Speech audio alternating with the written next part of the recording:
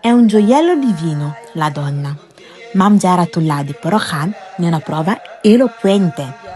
Ogni volta che viene menzionato il nome di Sheikh Ahmadou Bamba, tutte le memorie si dilettano nel ricordo elogiativo legato alla storia di questa donna d'eccezione, che Dio le aveva scelto come madre. Mam Jara Busso.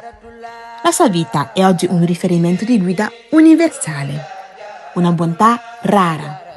Era generosa e molto aperta di spirito.